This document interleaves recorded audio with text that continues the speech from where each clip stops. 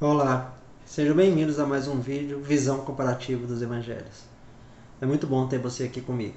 Meu nome é Wellington Lima e hoje nós vamos continuar e finalizar o estudo sobre quando Jesus foi para Jerusalém para a segunda Páscoa e curou um paralítico. Isso aconteceu no ano 28 depois de Cristo e todo o relato está em João capítulo 5, versículo 1 a 47. Aqui nós vamos tratar da parte 6, o testemunho das Escrituras sobre Jesus, que está relatado em João, capítulo 5, versículo 39 a 47. Que esse estudo possa lhe abençoar. Vamos lá? Versículo 1, João, capítulo 5, versículo 39. Investigai as Escrituras, porque vós pensais que nelas tende a vida eterna, e elas são as que de mim testemunham. Investigai as Escrituras. A palavra traduzida como investigar aqui significa pesquisar diligentemente ou pesquisar ansiosamente. Foi aplicado a mineradores que buscam metais preciosos, que buscam ansiosamente o veio do minério com uma intensidade ou ansiedade proporcional ao senso do valor do metal. Significa uma investigação diligente, fiel e ansiosa. Em nossa tradução, é como se Jesus lhes tivesse ordenado que procurassem nas Escrituras. Conhecimento da lei era o alvo da piedade judia. Assim, a palavra escrita tendia a se tornar um fim em si mesmo. Mas as Escrituras testificam de uma pessoa. A tragédia é que aquela mesma pessoa estava agora presente e os homens religiosos não vinham a ela buscar a vida que buscaram em vão na letra da palavra. Os líderes religiosos judeus deviam procurar cuidadosamente nas Escrituras, mas não viram que Jesus era o Messias, nem creram nele. Também há aqueles que hoje conhecem as Escrituras, mas não permitem que elas os guiem. A promessa de Deus é abençoar não aqueles que leem a Bíblia, mas aqueles que vivem segundo os princípios nela ensinados. As Escrituras. Os escritos ou livro do Antigo Testamento, pois esses eram todos os livros da revelação que eles possuíam nessa época. Porque vós pensais que nelas tende a vida eterna. O significado disso é: pensais que, ao estudar as Escrituras, obterás a vida eterna.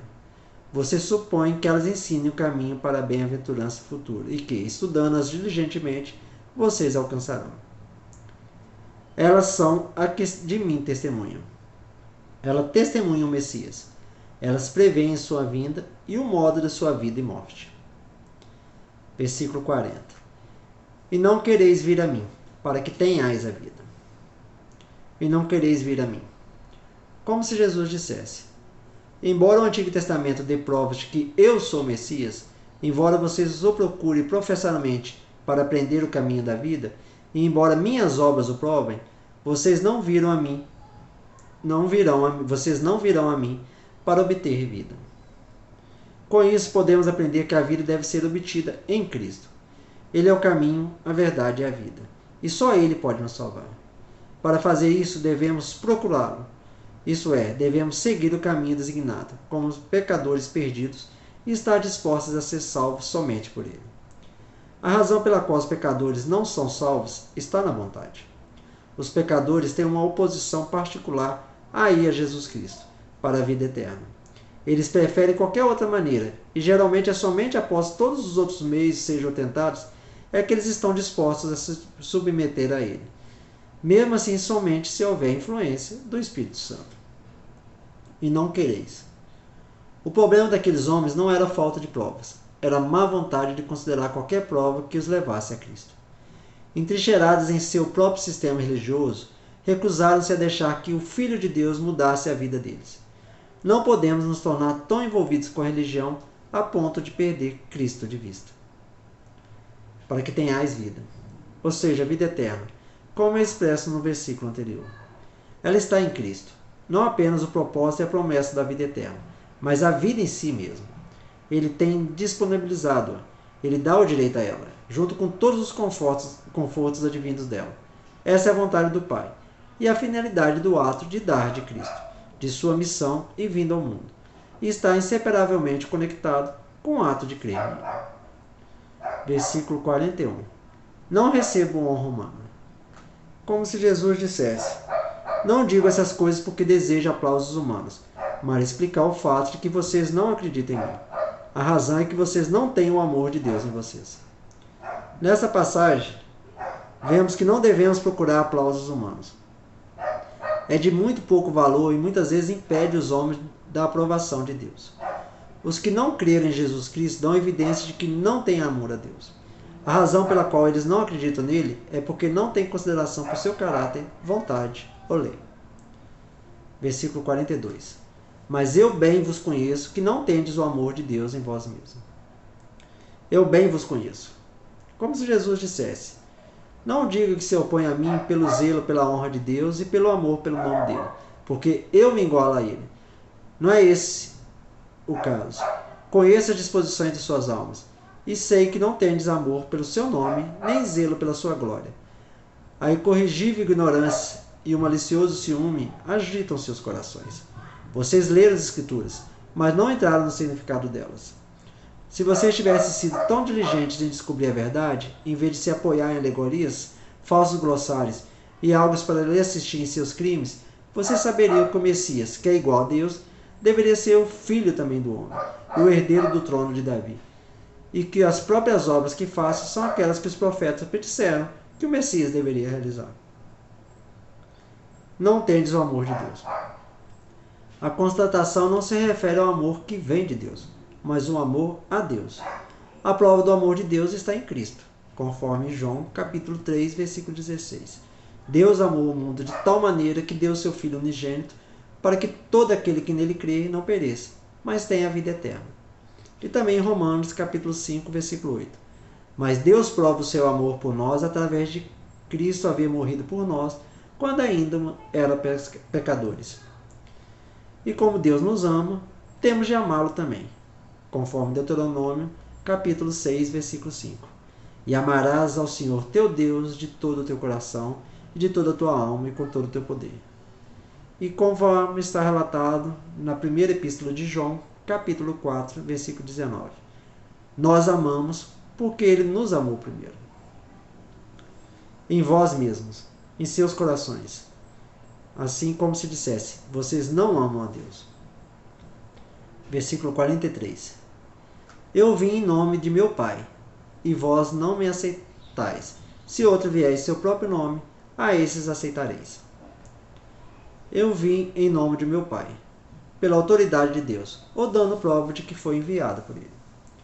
Vós não me aceitais. O rejeitaram como Messias, e não o receberam como tal, mas o consideraram um impostor e um enganador. Se outro vier em seu próprio nome, um falso professor, e nem mesmo fingindo ter uma comissão divina. Os judeus estavam muito acostumados a receber e seguir professores particulares. Nos tempos de Cristo, eles foram grandemente divididos entre a escola de Hilel, que viveu entre 112 a.C. e 9 d.C., e Shammai, que viveu entre 50 a.C. e 30 d.C., dois professores bem famosos dos judeus daquela época. A esses aceitareis. Vocês o seguirão ou obedecerão como professor.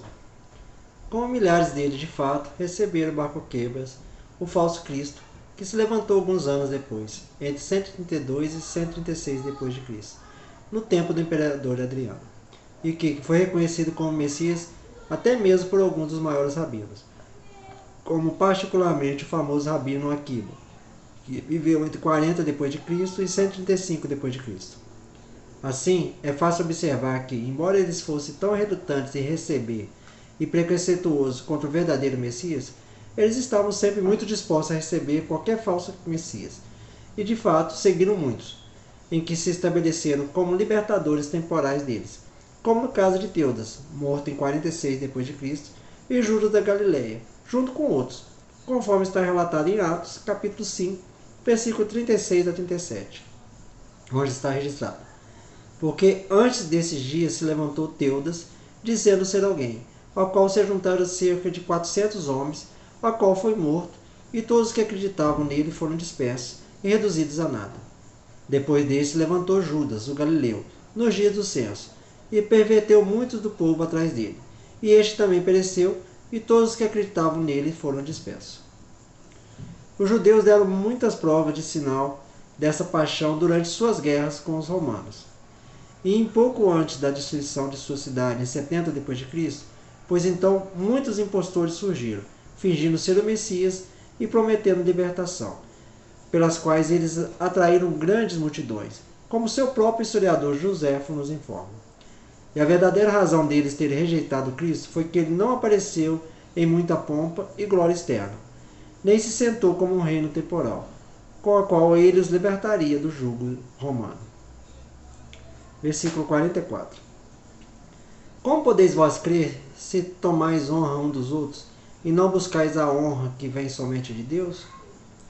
Se tomais honra um dos outros, que são estudiosos de louvor e vivem por orgulho, ambição e vanglória. Jesus disse que esse desejo foi a grande razão pela qual eles não creram nele. Eles não estavam dispostos a renunciar às suas honras mundanas e a se tornarem seguidores de alguém tão humilde e sem ostentação quanto ele. Eles esperavam um Messias de pompa e esplendor, e não se submeteria a um tão desprezado e de uma posição tão humilde. Se o Messias viesse, como eles esperavam, com pompa e poder, teria sido uma honra, a seu ver, segui-lo. Como Jesus era, eles o desprezaram e o rejeitaram. A grande razão pela qual as multidões não acreditavam é o seu apego às honras humanas, ou seu orgulho, vaidade e ambição. São tão fortes que, embora busquem, não podem e não vão acreditar. Eles podem, no entanto, renunciar a essas coisas e então os obstáculos serão removidos e eles então acreditariam. Um dos outros. Aqueles que pertencem à fé salvadora não serão motivados por elogio e admiração dos outros. Seu objetivo será agradar ao Pai Celeste. Quem se acostuma a receber a honra dos outros, faz de si um ídolo e a si mesmo se exclui do reino de Deus. Quem busca o louvor dos outros mais que o de Deus, nega o Evangelho de Cristo e impossibilita a obra da fé. Não buscais a honra que vem somente de Deus. O louvor, a glória e a aprovação de Deus. A honra que vem dos homens é seu louvor, bajulação, elogio. A honra que vem de Deus é sua aprovação por fazer sua vontade. Somente Deus pode conferir as honras do céu, a recompensa de ter cumprido nosso dever aqui. Que devemos procurar, e se buscarmos isso, chegaremos a Cristo, que é o caminho e a vida. Versículo 45. Não penseis que eu vos tenha de acusar para com o Pai. O que vos acusa é Moisés, em que vós esperais. Não penseis que eu vos tenha de acusar. Como se Jesus dissesse: não pense que pretendo seguir seu exemplo. Eles acusaram Jesus de violar a lei de Deus, conforme vimos em João, capítulo 5, versículo 16. E por isso os judeus perseguiram Jesus, porque ele fazia essas coisas no sábado.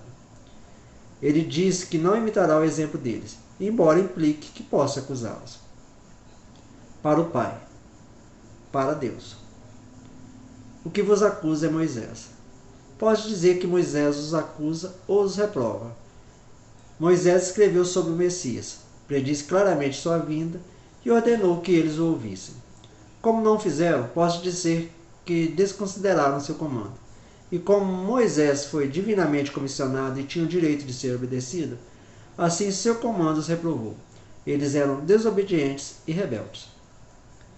Em quem vós esperais? Jesus não terá de acusar ninguém no dia do juízo, pois aquela em que eles depositaram a fé, a lei de Moisés, fará isso. Eles serão condenados pela própria lei que confessavam guardar. Versículo 46. Porque se vós cresces em Moisés, também a mim me crerias, porque de mim ele escreveu. Porque se vós cresceis em Moisés, a doutrina de Moisés, e o que ele disse nos seus escritos. O judaísmo antigo via Moisés como intercessor para Israel, mas Jesus disse que Moisés será seu promotor. Os professores judeus consideravam Moisés a figura profética central da sua história. E até mesmo muitos pagãos conheciam Moisés como legislador de Israel. Eles não devem pensar que Moisés é o seu advogado, ele é o seu acusador. E o julgamento está na autoridade da palavra, conforme está relatado em João, capítulo 12, versículo 47 e 48. E se alguém ouvir minhas palavras e não crer, eu não o julgo, porque não vim para julgar o mundo, mas sim para salvar o mundo. Quem me rejeitar e não receber minhas palavras, já tem quem o julgue. A palavra que eu tenho falado. essa o julgará no último dia. Também a mim me crerias, porque há harmonia entre Moisés e Cristo. Cristo é o fim da lei de Moisés, e ele é o cumprimento dos seus escritos, conforme Romanos capítulo 10, versículo 4. Porque o fim da lei é Cristo, para a justiça de todo aquele que crê. Porque de mim ele escreveu. Como se Jesus dissesse: Moisés escreveu sobre o Messias, e eu sou o Messias. Os fariseus se orgulhavam de ser os verdadeiros seguidores de seus antepassados Moisés. Tentavam seguir todas as leis ao pé da letra, e até adicionar alguma de sua própria teoria. Jesus advertiu de que Moisés os acusaria com grande ira por causa disso. Moisés escreveu a respeito de Jesus. Mesmo assim, os líderes religiosos se recusaram a crer no Messias quando ele veio. Versículo 47. Mas se não credes em seus escritos, como crereis em minhas palavras? Mas se não credes em seus escritos. Eles acreditavam que eram seus escritos e que eles eram a palavra de Deus. E ainda assim, não acreditavam nas coisas contidas neles com respeito ao Cristo. Ou não viram, ou não podiam acreditar o que eles ensinavam, e no que poderia ser aplicável a Jesus de Nazaré. Então não podia dar crédito a ele ou às suas palavras. Seus escritos. Esse trecho é importante porque revela o conceito de Jesus sobre o Antigo Testamento. Jesus tinha plena certeza de que Moisés escrevera o Pentateuco. A lição de que os judeus necessitavam naqueles dias é a mesma que necessitamos hoje. Isso é, quem não crê na inspiração e na veracidade dos escritos do Antigo Testamento, também não crerá nem se submeterá à autoridade da palavra de Jesus e demais escritos do Novo Testamento que dão testemunho dele, conforme 2 Timóteo, capítulo 3, versículos 16 e 17.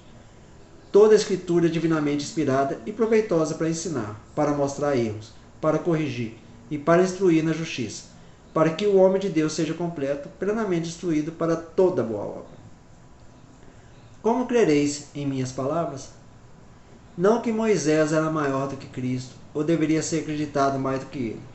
Moisés realmente era fiel, mas Cristo era merecedor de mais honra e crédito do que ele era. Moisés era apenas um servo, mas Cristo era um filho na sua própria casa.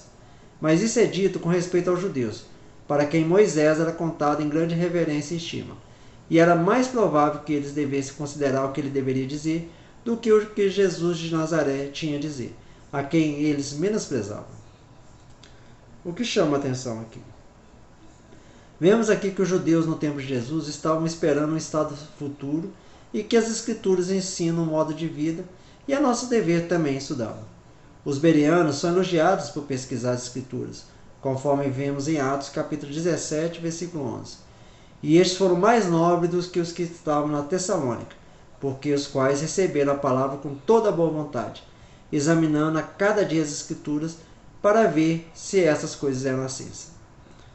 E era dito também a Timóteo, que desde a tua infância conheceste as Sagradas Escrituras, que podem te fazer sábio para a salvação pela fé em Cristo Jesus, conforme relatado em 2 Timóteo, capítulo 3, versículo 15. O início da vida é um momento apropriado para pesquisar a Bíblia, pois aqueles que buscarem o Senhor cedo o encontrarão. Que esse estudo tenha lhe abençoado. Nos vemos no próximo capítulo. Até lá.